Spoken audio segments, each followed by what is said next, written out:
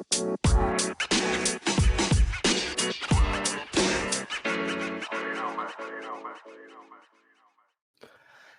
what's going on, everybody? Welcome to the Reliable HVACR live stream / podcast. Came straight from work, so I see a lot of people in the chat already. Welcome everybody: Steve, Fixer 69, Jennifer, HVAC teacher. Appreciate everybody who's here. Special guest today. So I have Matt Showers, also known as the HVAC grammarian, and let me just bring him on already. Hey man, what's up? Hey, what's going on? Pretty good over here. Trying to keep sane, had a long day at work. Yeah, I was gonna say, I saw in your stories, like you basically rolled in there at like 25 after to get everything set up and get going here. I was like, man, I'll make it, right? But my start time is like 8:35. I was like, I needed those extra 5 minutes there, so it's always a little cushion that I give myself there. Yeah, absolutely. So just like I said, I'm sure you know how podcasts work. If you want to give a little intro to the guys that are watching, everybody listening, and just tell them the field or the part of the field that you're in and what you got going on. Yeah, sure, absolutely. So I've been in the field now for about 11 years. Did a lot of residential and light commercial stuff for the past 10 years, and just recently now I'm working for Train in for the manufacturer Train, doing a lot of chiller work now, some large commercial and industrial work. So I just been there for about a month you do like startups and commissions, like some of these other guys out there. So yeah, it's kind of wild to see what I've seen so far. It's it's a whole other animal. Like I'm working with process chillers and some other stuff, and just basically it's kind of amazing to see what comes out of the factory. At times it's like, man, how in the world did this come out of the factory like that? I mean, it's just kind of crazy, but I mean, it's just like I'm quality control for quality control at this point. It's kind of crazy. Oh, okay. But then on top of that, like you saw, I saw like in the little intro that you were doing with me there, I do have my own podcast called Trade Therapy. And the goal of that is to have tradespeople like yourself or whomever else out there to share any kind of like mental health story that they have, whether it's been like, some kind of abuse or addiction or depression, what have you, just almost like in a sense, normalize the fact that, we're all human beings and we all have our own crap that we deal with. And to kind of shed this whole, we have to be, macho man and just tough it through and be, whatever. We don't talk about our feelings. And it's like, you know what, we need to just kind of open up and just be like, look, we're all human beings. We all deal with our own crap. So we just need to be like more human and just be more open about that. And just to say, look, this is out there. And if basically it's the kind of way for me to say, hey, if someone out there is inspired to get some help. Like, I mean, I needed help myself. I still deal with like almost like a video game kind of like screen addiction kind of thing. I mean, that's just the way it is with these smartphones. I mean, you were part of that podcast I did with Gil. I mean, Yeah. that was like the big thing. So, I mean, that's the thing. We all have our own crap that we're dealing with. No one is like immune to not having something that's going on in their life, that like some little thing that's out there that's not going to cause them to kind of quickly trip up and stumble. You know what I mean? Yeah, and you bring up the whole smartphone thing. I think that's a big deal nowadays, right? And I catch myself being on my phone too much, and I kind of like, I have the presence of mind to kind of catch myself, but still, like, I still don't like how much time I put into, being on social media, or like sometimes I just endlessly scroll because there's, I guess you get bored and you lose track of time, and that kind of, you can't get time back. So that kind of sucks. Oh yeah, absolutely. I mean, I've got 5 kids. So, I mean, that's, there's time that I've missed with them, and it's unfortunate. I mean, especially it's mostly been my older ones that I've missed that time with, and so I can't get that back. But at this point, it's just more like, taking that, basically making the most of what time I do have. But like you're saying too, it's, with social media and everything else, it can be such a quick, easy vice. And that's why, I mean, for me, I'm only on Instagram. I would never go on TikTok. I got off Facebook years ago because whatever, for other reasons. Twitter, in my opinion, is a dumpster fire of a platform. So Of for me, course, I'm just like, yeah. Instagram is it, and that's all I. If I go any further, that's that right there. That's a slippery slope for me, and that's where it's for me. It's like I know my limits, and that's like where I'm like, nope, that's it. Yeah, as far as like the whole social media thing, I have a Facebook going on, or my own Facebook. that's just to keep in touch with people because I know that's the easiest way, but I really don't use it. I kind of told myself, to stop kind of posting on there. And then Instagram is just more of an HVAC thing. There's a whole community on Instagram. Now, like when I started 2 to 3 years ago, I got a little backlash on like certain things. People would nitpick at stuff that I would post or whatever. And it's gotten a whole lot better. So the whole Instagram part, for the most part, is positive now. Mm-hmm. So it's kind of good to be on there just to get, you meet people virtually, I guess, through there that you would never meet in person. People all over the nation, the world. I have people like that I talk to in Canada and other countries and stuff, and that's kind of cool. Oh yeah, I Uh, mean, absolutely. but like I said, when I started it, I did get a little bit of like the whole bullying thing and whatnot, and I tried. I guess I tried. I kept posting and I called them out a little bit, and then I had people actually messaging me that they liked that I stood up, I guess, because they had been posting bullied, and then they got to a point where they were like scared to post and stuff like that. And I'm like, it shouldn't be like that. Oh But yeah.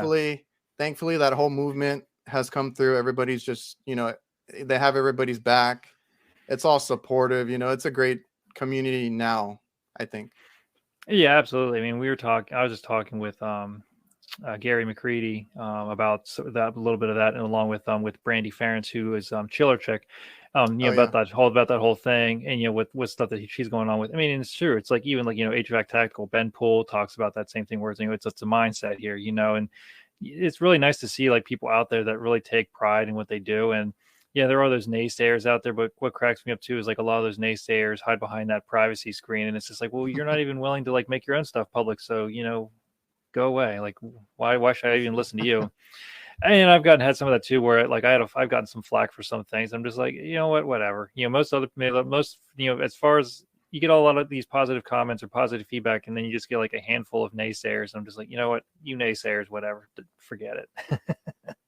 Yeah, and even Ben with I like what he did was great with the whole award show and bringing people together because I went out there to the HR and stuff, and I was in a room and I got to talk to so many different people that take pride and stuff. Like Jeff Jadem, uh, Michael Flynn, Oh Mike man, yeah. Mayberry, all those guys. It was really cool to see them in person and get to talk to them, pick their brain a little bit, and even Ben gets, stuff for having an award show, like, how dare he and this and that. So uh, everybody gets it, but, just keep on going.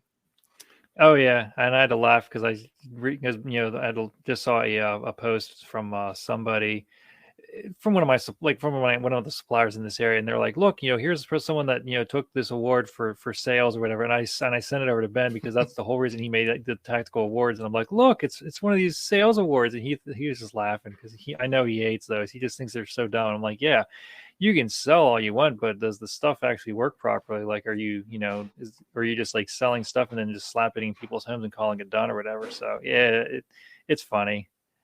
Yeah, I think Ben is helping, bring the whole pride thing forward, where people are trying to work hard and put their best work out there. Because like you said, like the awards that we had, around the supply houses or whatnot, different companies, it's just who sells the most or who does, sales better. So not a big person on sales. I'm a repair first guy. I don't like to push sales if I don't have to. So definitely respect what Ben's doing over there. Yeah, definitely. Yeah, I like to make. I mean, for me, at this point too. I mean, I make I make recommendations. That's what I always like to say. You make these recommendations. I mean, and Yeah. if it leads to somebody, then if it leads to you kind of making a sale, well, that's fine. But that's because you're making a recommendation based on, here's this evidence that you present to people and say, here's why I think you should do this, or at least consider this. And then that gives them time to at least ponder and think, and and say, you know what? Yeah. So, this person's making really good point. This, it's backed up with, with facts and evidence. It's not just saying, like I see some people here saying like extortion and whatnot. Yeah, that's just it. These people are just like, oh, you need a new system because they just come up with something on the on the fly, like, oh, you need, you have a Refreon leak, you need a new system. It's crazy. Yeah, and I talked to some guys who do work for like a residential company, and they make good commissions and stuff. But these guys at least are honest about it. So they're like, yeah, we give them both options. So like they don't push either one, the sale or the repair. It's like, you give the customer the option to do it. And what he told me was like, you're a hack if you're not offering both. Like, yeah, Hmm. if you don't like to sell equipment, that's fine. But if you want to, be a good technician, you got to do both. So like, yes, it can be repaired, but should they be, considering a new unit around like 15, 20 years? Possibly, especially if there's a whole bunch of issues with it. So just give the customer the option. Yeah, absolutely. Yeah, that's the main thing, is just you got to give those people options, and I've done that in the past. Not so much now. I mean, I'm still learning kind of like how things operate, being working for a manufacturer now, and being in this heavily commercial sphere.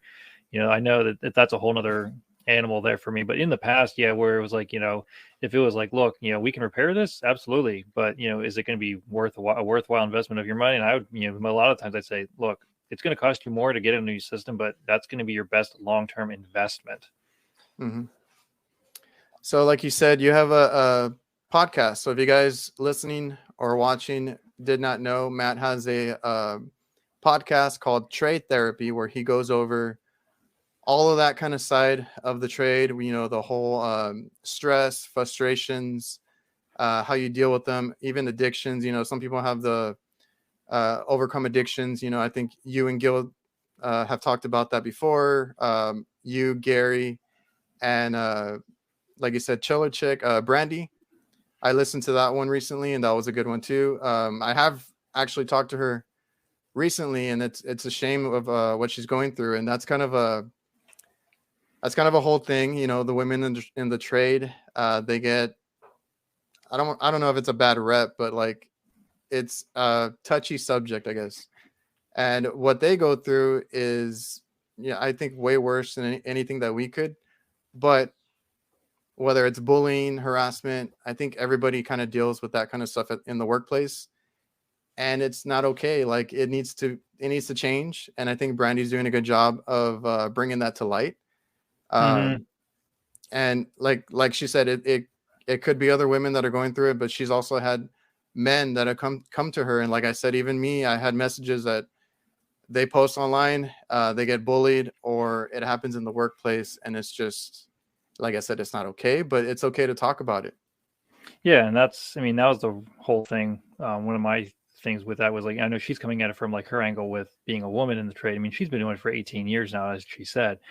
And, I've had my own experiences where with my last company there, we had some young helpers, and they seemed like they were pretty decent, but because of the way that the I guess I'll say like the senior guys, or like the journeymen, or whatever you want to call them, um, just like we're treating them like that. They were basically doing that kind of like abusive behavior, where it was just like, they're just belittling them, downright like bullying them. And Hmm. um, and they ended up leaving to go work for someone else, because they just got fed up with it. And it's a shame. It's like, we're trying to find these young people to kind of take over the generation that's retiring, but at the same time, when they're put in these environments that are toxic, who wants to stick around for that? I mean, absolutely. Yeah, I mean, yeah, it's supposed to make us uncomfortable. That's just it too. It's like, it's, that's just it. We need to talk about it. And I think that's why, Hmm. like, I mean, you probably saw, maybe I made like a story, and I basically tagged like at least a lot of the bigger accounts, bigger podcasters out there, just saying like, look, you guys have a bigger voice in this. Like, I'm just one small person in this. I mean, Gary's got a bigger following, of course, but I mean, there's other bigger accounts that have other things. Like, look, we all need to like basically kind of, I think, in some way address it. There was somebody I talked with, Andy Mickelson. Does a podcast with Eric on, who's Mechanical Hub, and he says, Okay. like, as part of their union, he's part of the plumbers union out in Montana, and he goes, yeah, we squashed that pretty quickly in the union. So I mean, it kind of depends on where you are. It may even depends on what kind of work environment you are within your company, within a union, whatever. But yeah, I mean, I think this is something that totally needs to be addressed because, yeah, these young people might be coming into it, but at the same time, though, they're not sticking around because they're getting, they're just like, this is ridiculous. I'm not going to put up with this kind of abuse, and that's what it is. I think that's what it is because it's they say the new kids or whatever they're not tough enough, but it's really they just don't want to put up with it. And then like people say that we don't have or we have a shortage of techs, but we need to make sure that we're taking care of them too. I run a business, and a lot of it falls on the business owners as well, making sure that they have a good work environment. That's something that we do or that we take seriously too. Uh, Even though we're super small, like we don't have a fleet or anything, we're just five of us, but we make sure that we check in on everybody, make sure everybody is in a good state of mind. We kind of take all that into consideration. People that are overworked tend to make mistakes, tend to cost you money, and that's not good for anybody. So, we don't like to overwork our techs. Like I said, we check in on them. I'm learning all that from my dad because he's the one that like actually started the business. Mm-hmm. Even though he does the hot side, he does cooking equipment and stuff like that. Technically, it's his business, and I'm learning from him how to be with all these guys, like all the techs that he has. Checking in on them, calling them, making sure everybody has help when they need it. The strain that we put on our body and mind is pretty great, and not a lot of people think about it, or they think they have to tough it out and just get through the day, which I had one of those days today. It happens, but you got to listen to your body too, and you got to I tell people, take your little breaks if you need them. Take a minute to relax. You're gonna have headaches, you're gonna get overwhelmed at times. You need to listen to your body and kind of be in a good state of mind when you're doing this kind of work. Any little slip up or accident could be, dangerous too.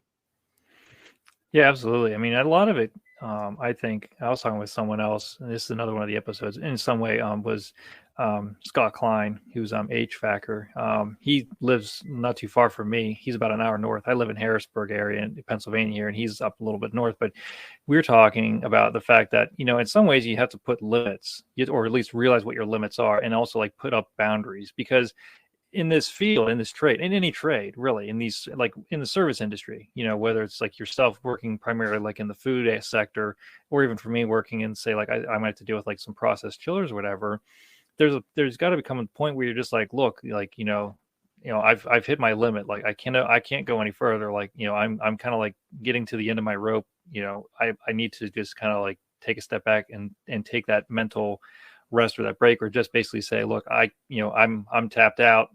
I can't do any more today. You're going to have to like wait until tomorrow or something like that. I mean, and I've had a situation like that where someone didn't have heat. And I was doing this major repair. And then it came down to it. There was like a small thing. It was a geothermal system. And it turned out like I got done repairing, like it was like an indoor coil, got done with everything. But then it turned out that the water valve wasn't working properly. And that wasn't part of the quote.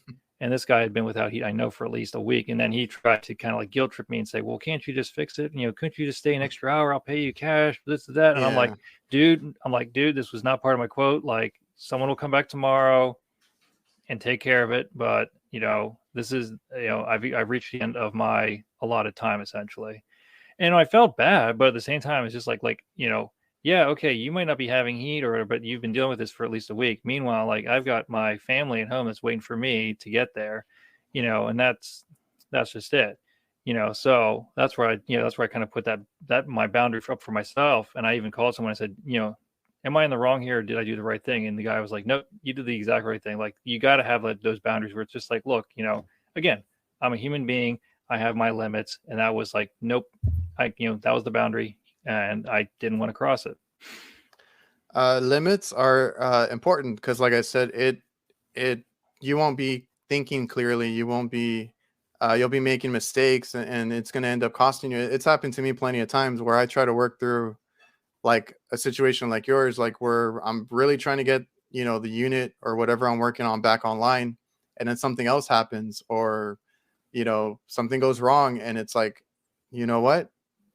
If it's like the end of the day, or if it's like into the night and I've been working all day, I'm sorry, but I'll be back tomorrow, or somebody will be back in the morning, and we'll get it going. Or if it's something, because I deal with a lot of refrigeration. So if it's an emergency, I'll just have somebody take over for me or something. Like, we figure something out at work, Mm-hmm. to where we can do that, because I've learned the hard way that once you start getting burnt out, it's never a good thing. And I'll probably make it worse than actually like fixing it.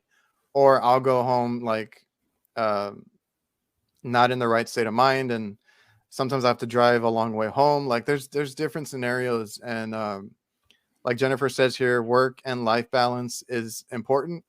You got a family to go home to, and you got, kids and different things that matter more to you than, sticking around trying to get all this extra work in.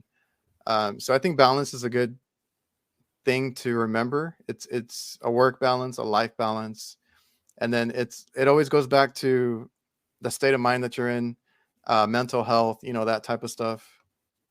Oh yeah, absolutely. And and then to answer one of the questions I saw over here from 101 HVAC 101. I actually, for my addiction, speaking of like that mental health thing, for that with that addiction, I actually did end up going to therapy. I actually found a therapist. It was just that, I had reached a point where it's like playing video games, specifically mobile games, Hmm. was just it was just too much. It was too much. Like I get sucked into these, these freemium games, and then I'd start playing them, and I thought I could overcome it. And it got to a point where my wife was about ready to kick me out of the house. And and that's no secret. I mean, that's like my very first episode is basically saying, here's why I did this, and here's what my own journey in mental health. And so that's been about it's been close to a year now. I mean, I'm not like saying I'm sober, but it's more like I've just kind of realized like I can't play games. Like I just can't play like if there's any kind of game, I can't download it onto a phone. If I'm playing Hmm. games, it's with my kids playing a board game.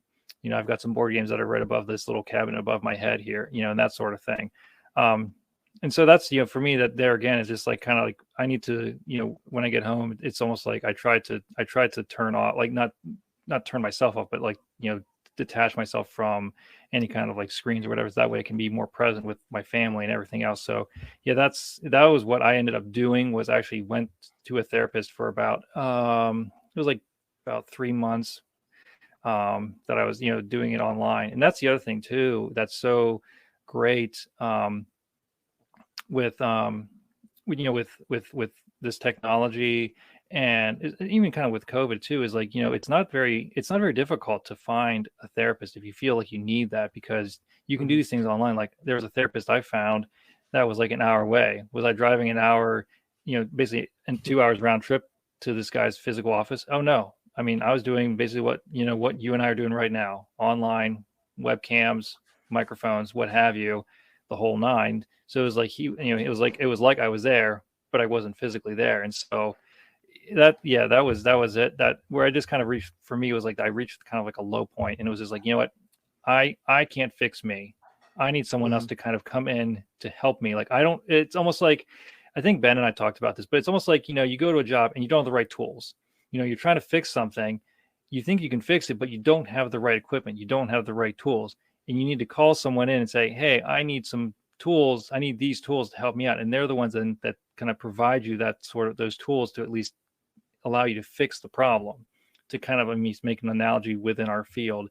And Hmm. so that for me is what really helped, to help kind of ground me. And then, for me daily, I've said this to Gil, to Gil on Gil's show as well. Is like, for me, my faith is very important, and that's what kind of keeps me grounded as well. Is like having a daily routine of prayers, some kind of spiritual reading, that sort of thing. Those things are what keep me grounded, and just kind of keep me kind of in that sense out on that straight and narrow, not trying to veer off of that path, because otherwise it'll be a bad thing. And it's just, and I've been there, and I don't want to go back.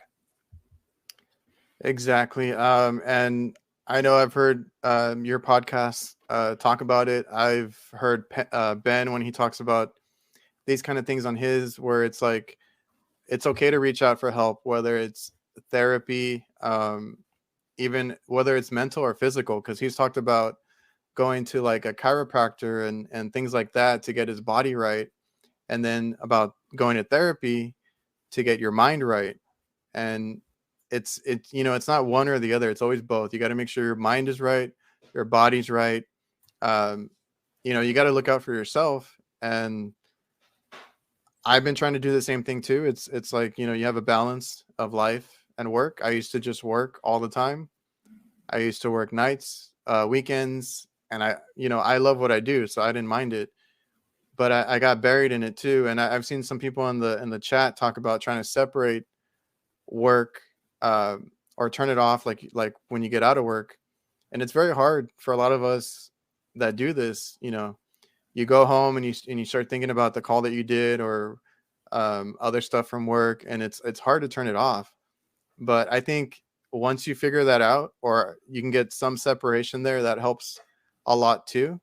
Um, and even me, like I said, we run a business. It's kind of hard to turn it off, but I've kind of figured out how I can mentally just block it out a little bit, enjoy time with my family, um, and just not be about work like 24/7. Hmm. Well, and that for me is one reason why I don't think I'll ever, personally, I don't think I'll ever start my own business, just because I know that that's not really one, like, I'm not that person. I'm not that kind of driven person to do that. And also, like, that's a lot of work. I mean, I mean, I've heard from other business owners or whatever that it is a lot of work. Like, you work, twice as much trying to run your own business as you do just working for someone else. And so for me at this point, that's where it's just like, I would, I appreciate being able to basically, when the job is done for the day, I'm driving home and it's done. Like, my day's done. That Yeah. drive home, my day's done. I can just, that's like my time to almost kind of, in a sense, like unwind and just kind of almost like mentally prepare that, hey, I'm going home, going to see the kids, going to give them hugs, going to get, see the wife, and do stuff around the house with them, and do like almost like that, and then have like my, essentially like my evening routine with them to, to Hmm. focus on them solely, So, yeah, again, that's again is in a sense for me realizing like my own in a limit, that I already realized for myself, where it's just like, yeah, I'm not in a good place if I were to try and do that. I mean, I've had that inkling every now and then, but my wife would just be like, "No, you're not that person." And I'm like, "You're right, I'm not." uh, and and I never understood that when I was younger, because I went to essentially my college offered HVAC. So I went to a college close by, and I noticed that like half of the teachers owned a business and the other half didn't. And they were very adamant that they never wanted to. They were okay with just working for somebody. And they told us, that there'll be some of you that want to run a business and some of you that don't. And I just didn't understand that at first. I'm like, why wouldn't you want to run your own business? I always thought that was the end game, right? Now I get it more. It's very, awesome when I hear people say that they turn it off, they leave it at work, they clock out, this and that.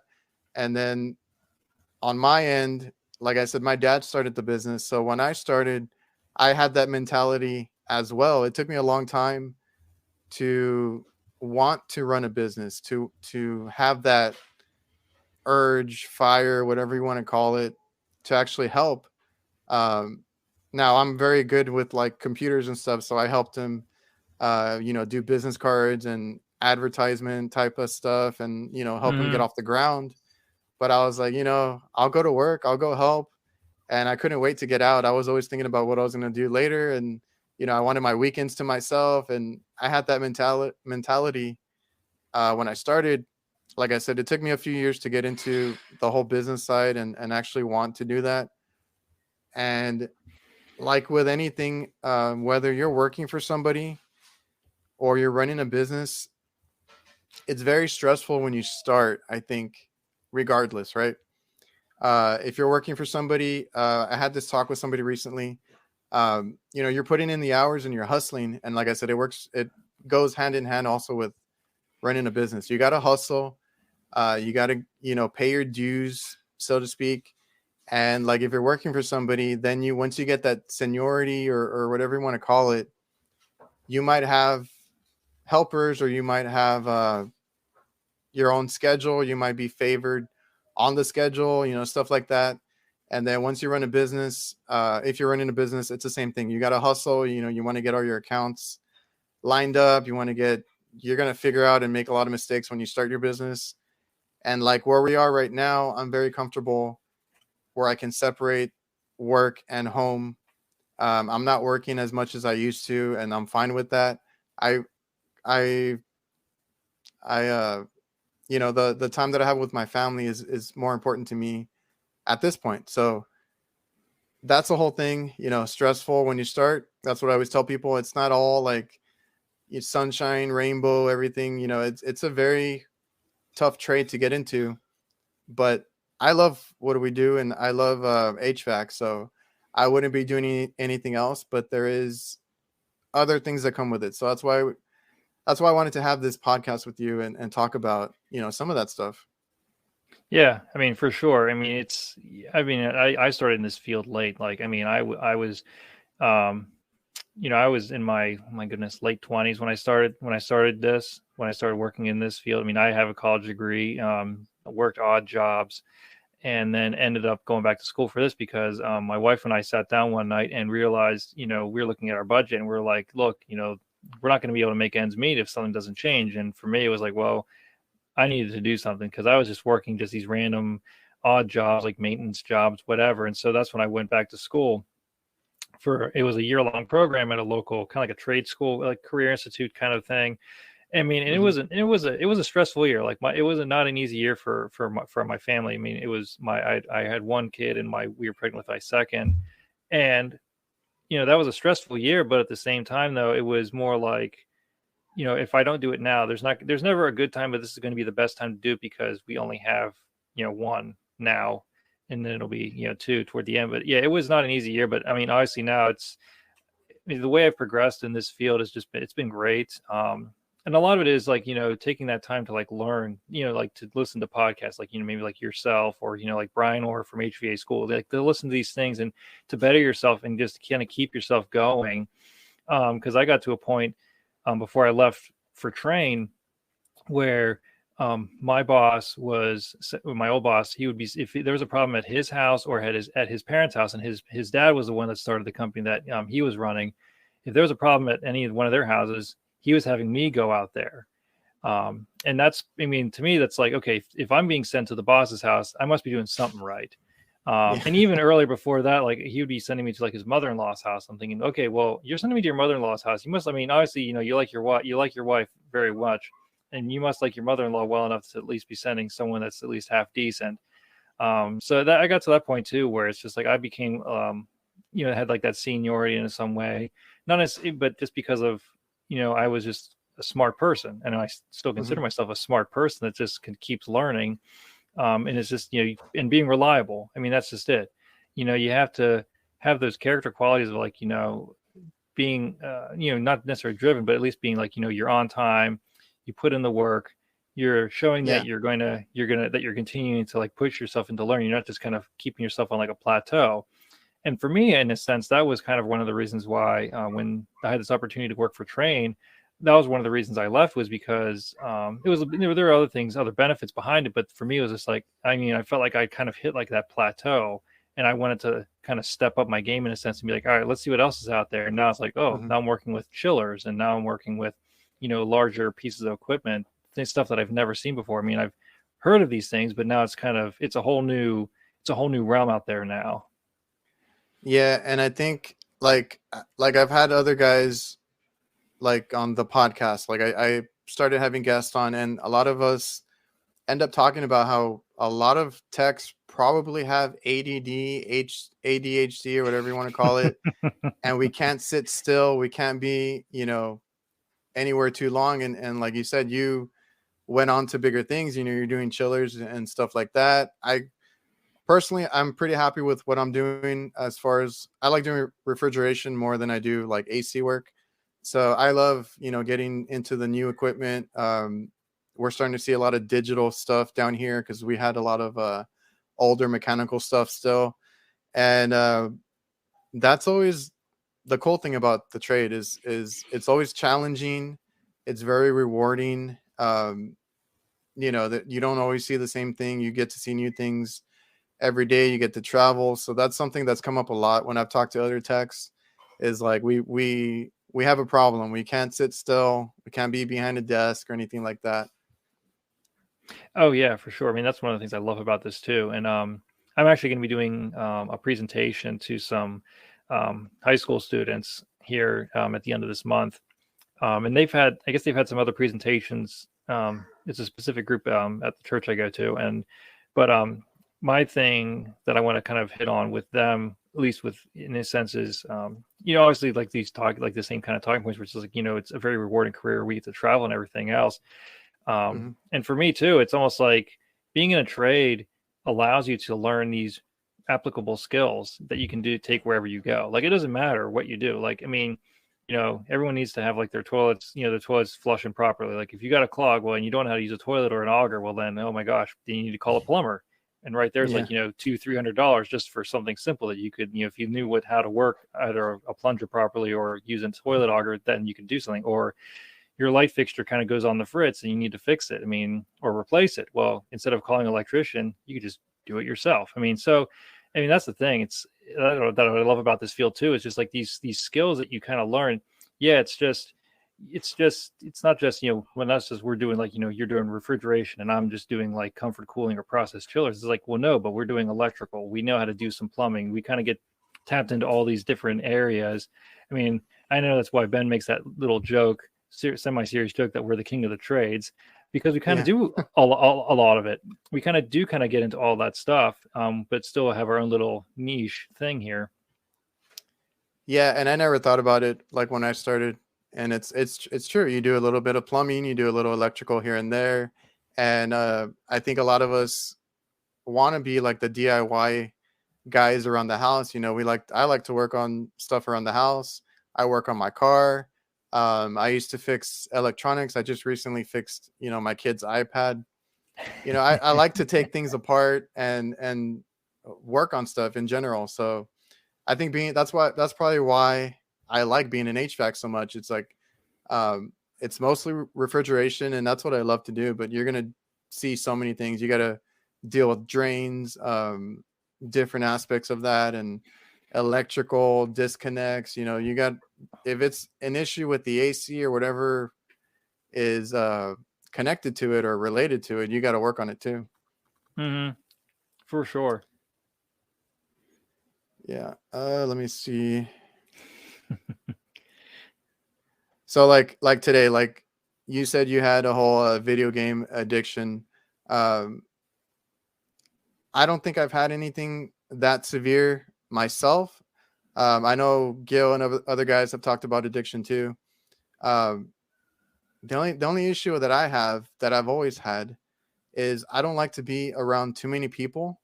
So I don't know if this is like an introvert thing or something, but I started freaking out a little bit. So today we had a change out where we had to kind of subcontract or work with some other guys because we had an issue with the curb and different things, and the unit they wanted to put in didn't fit, and we had a whole day there.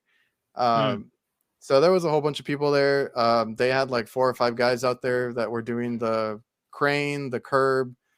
They were kind of taking care of all that, and we were the ones that were going to start it up, hook it up, all that kind of stuff. It was a train unit, and we were there, and they were great. They wanted to help. They were helping us put it in, all that good stuff. I had to take a minute because and then everybody was handling my tools. That got on my nerves a little bit too.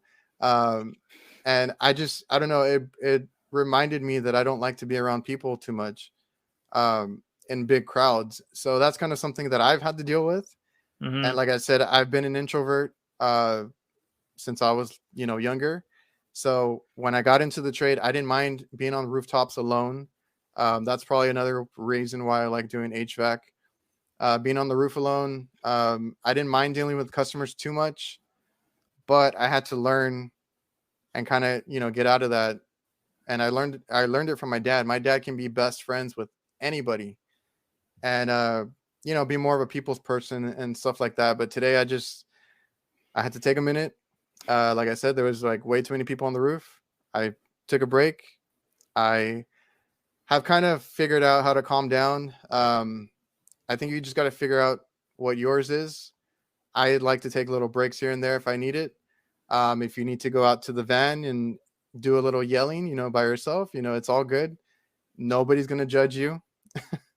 Mm-hmm. There's just different things that you can stress out about at work. Mine was kind of like, I guess it's kind of a minor thing. It's just an issue that I have. But like, if you're feeling pressured at work, if you have responsibilities at work, if they're pushing you, like just fix it. I've heard those stories too. When they're out at a call and they can't, maybe they're not trained well enough, and their boss is just like, fix it, this and that. Um, Giving them like a ridiculous amount of calls to do in a day. Take a minute to breathe. Everybody goes through stress at work. It's a common thing. If you need to go talk to somebody about it, that's fine. If you need to go yell in your van, it's fine too. It's however you want to deal with it. For sure. And I had to kind of chuckle because I mean, if people were handling my tools, maybe without my permission or whatever, that would drive me nuts too. Where it's like, what? Why? Because next thing you know, they're going to walk away or something like that. So I mean, I can get that. I mean, and I'm an introvert as well. But for me, I've kind of learned to. I've always dealt well with people though.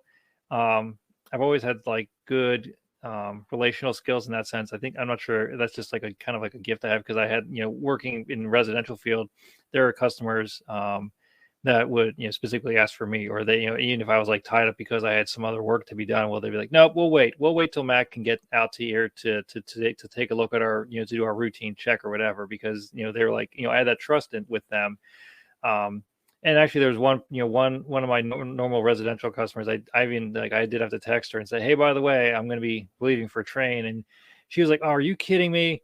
And there's a whole long story with that, but she was, she was a little distraught about that fact. Like she was losing me in a sense because, now she's got to have someone else from the company I was working for to come out and do it. I mean, and she, and I gave her recommendations of who she should ask for next, but you kind of build those, you do build those relationships and kind of build that rapport with people. And I've always kind of had that little bit of a knack for it in a sense. But yeah, if there's too many people in like one room, I'm just like, nope. I'll be standing by the wall over here or by the bar or whatever. Like I'll be a wallflower for sure. Yeah, no, unless there's someone I know. Yeah, I'm just like, no, I'm out. I guess I'm not the only one. And then there's people in the chat too. Steve, I don't do well with people either.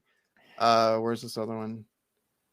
I prefer working alone. When I have to work at a plant or a busy job site, it's the worst. I don't know. Some people just like the whole rooftop aspect, which myself included, Mm-hmm. where you're alone and you can just think. You have a clear mind when you're up there by yourself. I think that's the best way, for me too. Oh yeah, I love that too. Yeah, I mean, I've been doing the other thing I've been doing is there's this what do I want to say? It's a grow facility that I've been dealing with a lot of startups out, and so that's kind of nice because there might be a lot of activity going on but directly beneath me, like with electricians or whomever else. But I'm up on the roof with just the HVAC equipment, and there's maybe a half dozen people on this sprawling roof, and it's like, this is nice, this is fine. I can just kind of do my own thing. I'm up here to do the startups, and it's like, well, what's going on down below? Well, we don't know, but we're just here to do the commissioning aspect, like ductwork and everything else. There's a subcontractor that's dealing with that. We're just worrying about getting our equipment started up properly. Yeah, and I've learned that aspect of it from my dad, as far as like building relationships with the people that you see all the time. Commercial work, it's like managers, area managers. We don't really see the owners too much, but I've had to get over that and get into more like people skills, I guess. And it's a learning process. You got to be no matter what you do in this trade, you're going to be uncomfortable at times, and it's you working on it, building yourself as a tech and a person. And if it's not for you, if it's really not for you, there's so many different avenues you can take in the trade. So if you don't like dealing with people, maybe you want to do commercial, be on a roof. If you do like dealing with people, because I've had some guys that do residential strictly on the podcast, and that's what their favorite part of it is, talking to homeowners all the time, their regulars, and having those like friendships there, relationships. And they wouldn't, or they said they would go crazy if they were on a rooftop alone all the time. So everybody's different, and that's why also when I was thinking about this podcast, I was like, I don't know if we have the same perspective on things, but I've been learning from talking to different guys that some people like it this way, some people like this part of the trade, some people want to have somebody to talk to all the time, some people don't, they rather be alone, like I said, on a rooftop or in the van alone, where they don't have to talk to people. Everybody's different. Oh yeah, for sure. I mean, I guess I would say I would definitely prefer like just being alone, because then it's like I can listen to, I like if I'm on the drive, I can listen to listen to whatever I want to listen to, just be in my own headspace, whatever, and that it's kind of funny because especially now with being here at Train, everyone has their own vehicle. Like there is no like riding along with somebody else. It's like it's like there's two of you guys going to this job site, you're both rolling up in your trucks. It's just the way it works because everyone has their own setups or whatever, so it's just easier, and that's just how they operate. So there's a lot of things I'm learning as well but it is definitely interesting to see different personalities, like different aspects of the field, or even like say everyone has their quirks. I mean, we all have our quirks. Here's my theory of life. Just quick, my theory of life is there is no one that is totally normal. Everyone is weird in their own way. I'm just putting it out there now. We're all weird. All right. So it's just a matter of what is your weirdness and what is your quirkiness, and just accept it and just roll with it. Because if we were all normal, then this would be a very boring world. Yeah, I was going to say it would be very boring. HVAC teacher, I personally love doing residential and light commercial, talking with customers and being alone on the roof, jamming to music. That kind of sounds like me right there too. That if I do kitchen refrigeration, so depending on the day, like yesterday, I was in a lot of kitchens working on a lot of small coolers and stuff.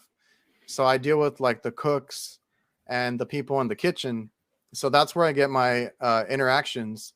And then like another day I could be on the roof all day. Like I was doing maintenance last week, all week. I was alone. I had headphones on, just doing my thing, getting through the day. And then like he said, jamming to music is like, if I have a lot of long drives. So I either have some good music playing or a podcast going, and I would rather be by myself where I can just crank it up and just like enjoy my drive. Mm-hmm. Yeah, I mean normally I like to see what's going on, hear what's going on, but today, for example, like I was punching chiller tubes, and that's very monotonous. I mean, for anyone that might know or has ever done it, it is a very monotonous, tedious thing. And so I have like some wireless earbuds, and I just pop those in and I'm listening to music, because I was like, you know what, this is going to be dry and boring anyway. I might as well at least make it somewhat more interesting by at least having some good tunes in my ears while I'm cleaning these chiller tubes here. Yeah. HVAC 101, uncomfortable equals growth. I highly agree. Totally. Yeah. I mean, if you're not in an uncomfortable spot or put in uncomfortable situations, then you're not going to learn, and it's not going to stretch you. That's just it. I mean, it's good to know your limits, but in some ways though, it's nice to kind of stretch those out a little bit and say, is this a learning experience, or is this a place where I can grow as a person, or is this like again, that like those boundaries, like, is this a hard limit where it's like I really shouldn't cross it, or is this something where it's like, well, no, this is going to be something that could be good for me. And I mean, I've been in plenty of those situations too, where it's almost like, well, I've not ever, I never say the words to an actual person where it's like, well, I've never seen this before, but it's more like, well, I always, always say, well, I'll take a look and see what I can figure out. And then it's like, all right, I'm going online, looking up some manuals, trying to figure out what I can. And if I can't figure it out, then then I'm on the phone with someone else saying, hey, here's what I'm looking at.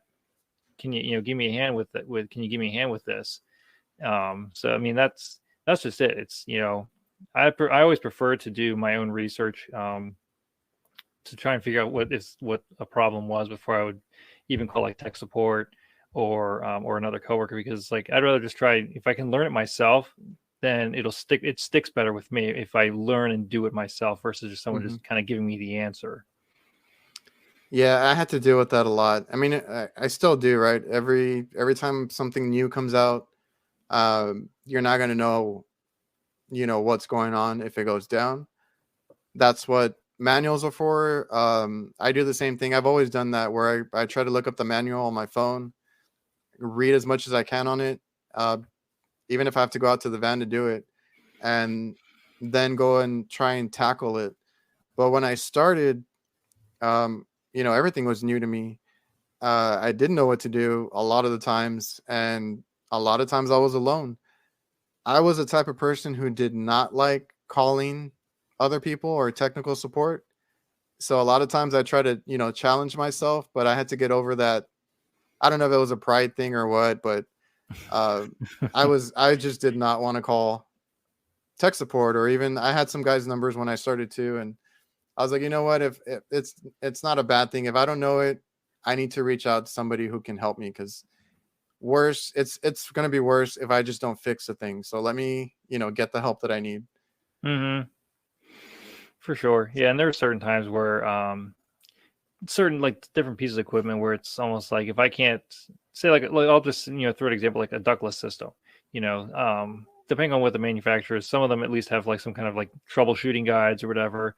And sometimes you can get what you can, use like a flow chart or some sort and say, okay, well, here's what I've eliminated. Well, then it's like, well, okay, I've eliminated this possibility, but then this is what they've given me, but I still haven't found the problem. Then I'm calling their tech support and saying, what's going on? And then sometimes it's like, oh, you need to check this thing on the board or whatever. And then it's like, oh, well, okay. So troubleshooting guide. I mean, that's the thing. Sometimes these manufacturers, I think they just kind of like to have their own little secrets and say, oh no, we're not going to give you this little nugget that you should know, but you need to call us for that. And I find that a little irritating at times, but sometimes I have some tech support though, and that's always fun, because then it's like, oh, you don't even know what the problem is. Oh, that's good. I don't feel so bad. Yeah. I've had good and bad luck with tech support. Have you tried that Blue On one? I did once. And I always forgot about them most of the time, because I wouldn't necessarily need tech support that madly. But typically whenever I would call tech support, whenever I was calling tech support, it was typically for Fujitsu, actually, or just ductless systems is what I'll just say, because it's all computerized, it's all board. So if you're not looking for the right input and output on the thing, well, then you don't know. You could be chasing your tail, because there's all sorts of connection points on those things, and I had one where it was a train ductless unit, and then I was on the phone with the guy, and he was like, and I was like, oh, this reading just spiked up. He goes, that's weird. And he goes, check your compressor. And sure enough, the compressor is grounded. But the time I was there before, the guy I was talking to didn't even tell me that. And I always and sometimes it can be easy to almost overlook those simple things. You're thinking, okay, this is a ductless unit. It's got this board. There's probably something wrong with the board or whatever. And next thing you know, it's like, oh no, you have a grounded compressor. But it's because of the way those inverters work. They don't trip a break or anything. They just kind of try to ramp up, and then they're like, nope, I'm out. Yeah. I don't know. I haven't tried Blue On myself, but I've heard good things, I guess. And somebody told me that you need credits or something to actually get tech support. I don't know how that works. I don't know how that works either. I mean, I did try it one time, but that was a weird situation. This is an oddball situation that I had. It was a couple years ago. I had replaced the ignition board in this old, what was it? It was an old Ream. I think it was an old Ream furnace, like from like the 90s or early 2000s. Replaced the board, and I'd done it in air conditioning season. And then when I went to run it in heating, it didn't work. Like nothing was working. Well, here, what happened when I called the tech support, and they're like, "Oh, well, we're not sure." Well, here, what happened was the supplier sold me a board, but they failed to tell me that, oh, by the way, there's like this adapter kit that you need for the flame sensor so that it's grounded properly, because the old way that they were doing it was like through the neutral, and it was this weird thing. And then I was like, oh, so the supplier didn't give me all the stuff I needed to fully retrofit this new board for the furnace. And that was just a frustrating situation. That's the only time I've ever called Blue on, honestly. I always forget about them until like I get like some text or whatever. It's like, oh yeah, by the way, and I'm going, oh yeah, you guys do exist. Shoot. Yeah, I saw them on Gil's show, and they're partnering with some CRM software, so they're really branching out there. I don't think I've dealt with their tech support at all yet, so maybe soon. I think when I did look, they didn't have the equipment that I was seeing, so I kind of just like stopped looking. But I think they've added a lot of stuff, so I mean, maybe later down the line I'll check them out. But let's see. Ryan, I like when I can understand the tech support person. Sometimes I simply cannot understand. Yeah, I get frustrated too. Like I'll be like, yeah, thank you, bye. Like if we're not getting anywhere, if they're not making any sense, like I try to be as clear as I can when I do call tech support. And I'll admit, when I was a rookie or when I started, I was never prepared. I kind of learned that quickly. You got to have all your readings, your everything down to a T, so that they know what's working and what's not working. And after I got my shit together, and then I was prepared, I would get annoyed when they weren't, or I don't know, if I didn't understand them, if they weren't making any sense, I'm like, thank you for your time, I'll figure it out myself. Yeah, for sure.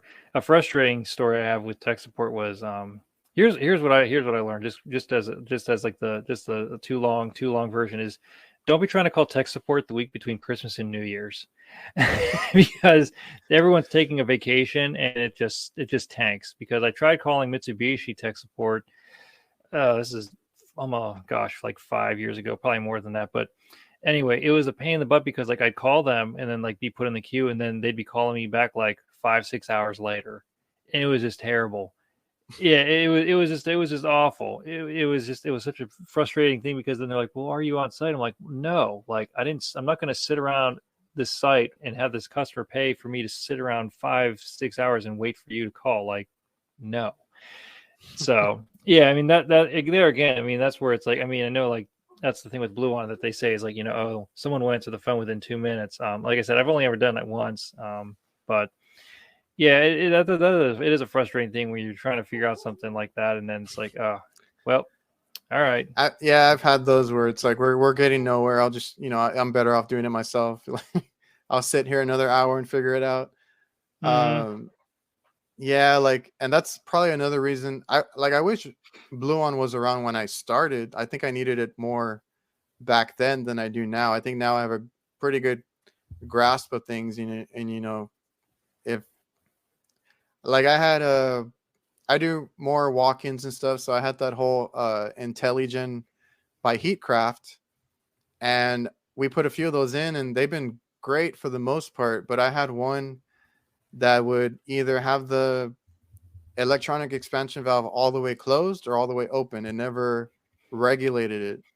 I don't know what the problem was. They never gave me a straight answer, but I was like, well, whatever. They sent me the valve itself and the board as a precautionary, I guess. I replaced the valve because that's what they told me was wrong with it after I gave them my readings and stuff. Still didn't work. Completely shut. And I was like, you know what? I'm going to replace the board on a whim, right?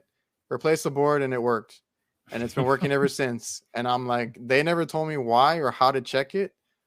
So I'm like, okay, like that was probably the hardest or the most frustrating call that I've had recently.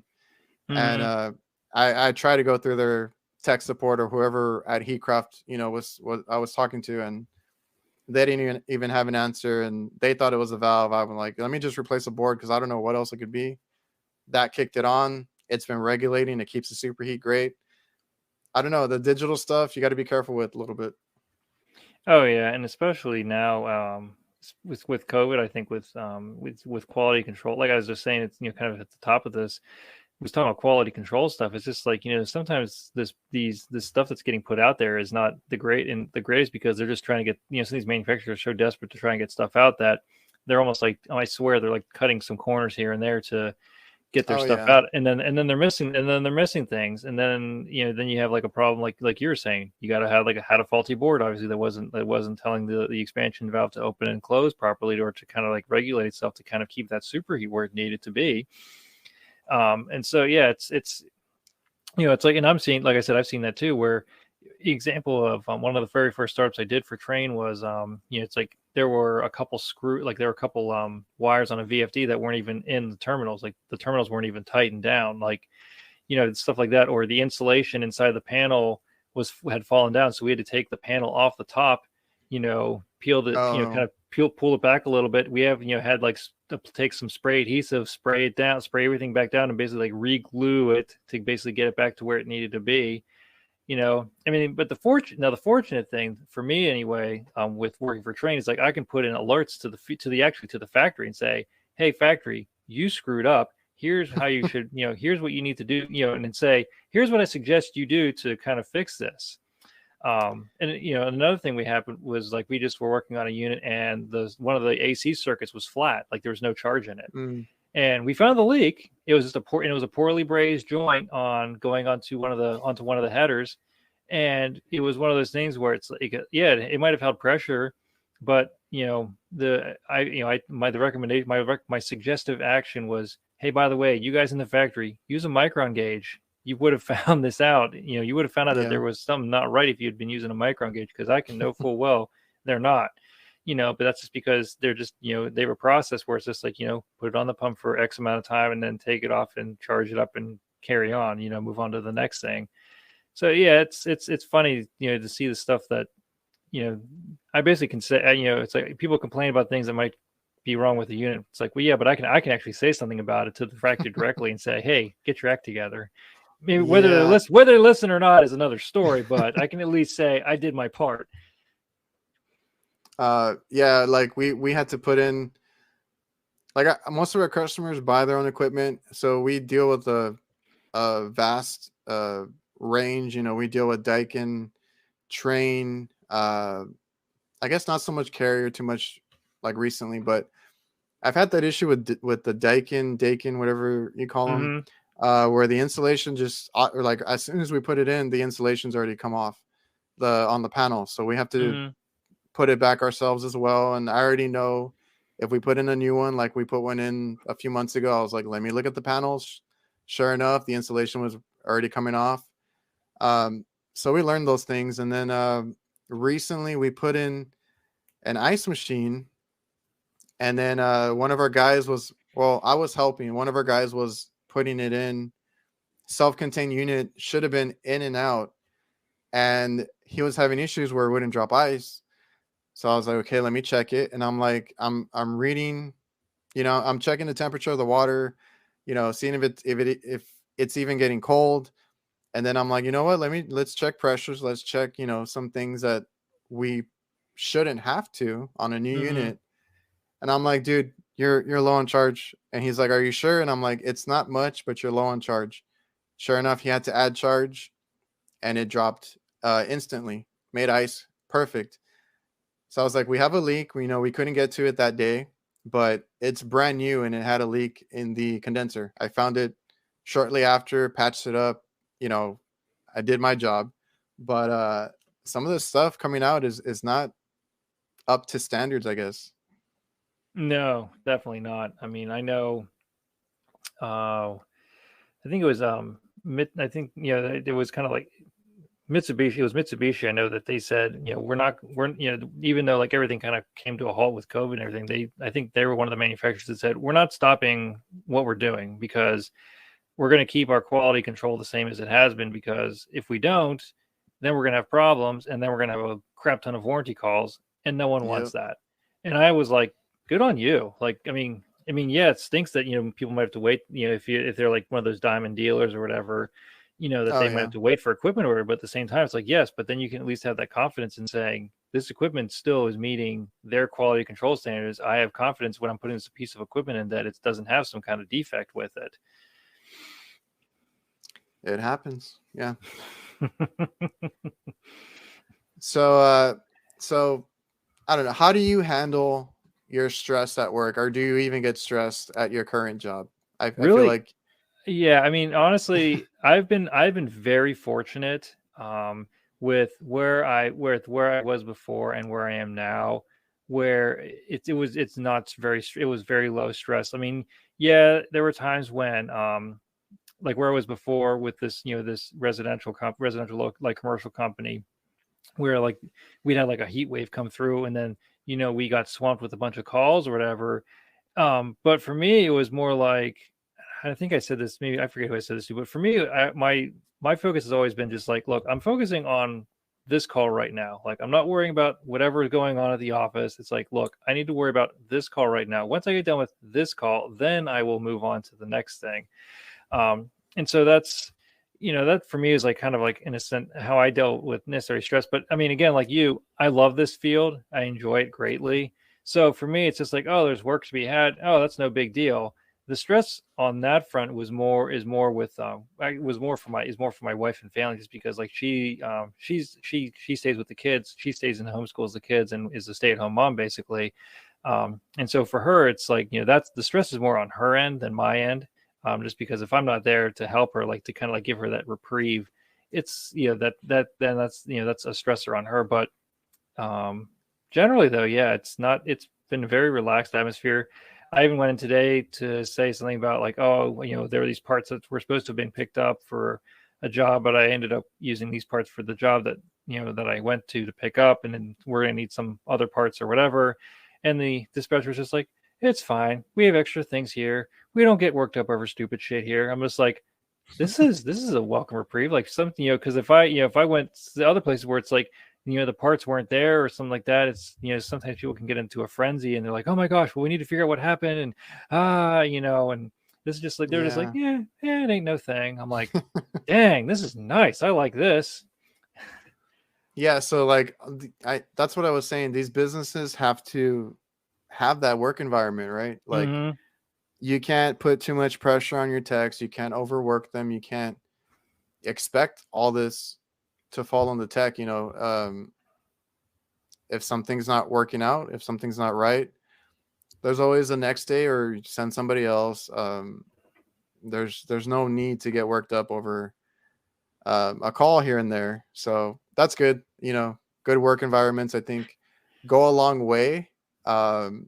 There's guys that I've seen on Instagram uh, that run a business, and they have, great work environments. They have like cookouts. They have little, what do you call it? Work parties. They Mm-hmm. incentivize the techs for good work, low callbacks, stuff like that. And that's always great. Because if you're in a high stress level environment, I mean, that does no good to anybody. Um, and like you're gonna run your techs out of the company basically. Oh yeah, I mean, definitely. And I mean, like I said, I mean, I've heard the same horror stories where it's like, oh my gosh, like, oh, I just got done working, a 12-hour shift, and now I have to go in, and then, I'm working another, say like 16 or whatever.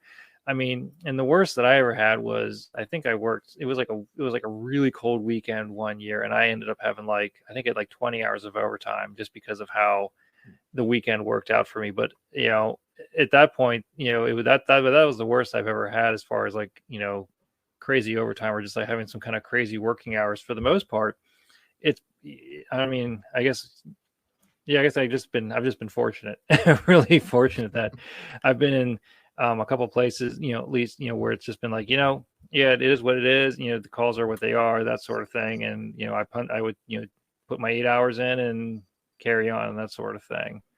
But I know like another reason that I was looking at going to train or at least somewhere else was just because things were were really slow this past winter, just because around here it was a really mild winter. Didn't get terribly cold. Like we were kind of in the 40s a lot, and that's relatively warm for this area. Mm-hmm.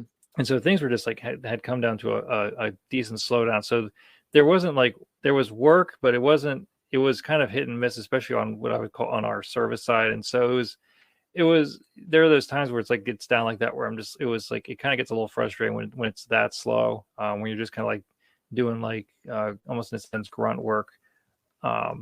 But again, it's kind of nice to in some way to have those slower periods, because then it does give you that time to kind of regroup and to kind of to kind of recharge in a sense. Now I just saw that someone saying, I'll sleep when I die. I mean, that's not the healthy response. Come on. Yeah. When you first get into the trade, hustle, get all the work you can in, and then figure out how to separate it and make time for your family and kids that you might have. I used to be like that, man. I used to be like, I'm Superman. I can knock all these calls out. I'll work all day, all night. I used to be like that, not get enough sleep. And then you have to realize you can't do that forever. So, take care of yourself, take care of your body, and your work will improve, drastically in my mind. Absolutely. Jennifer, I get it. I'm home teaching my kids and others from my community 3 days a week and work the other 4 days, which is easier.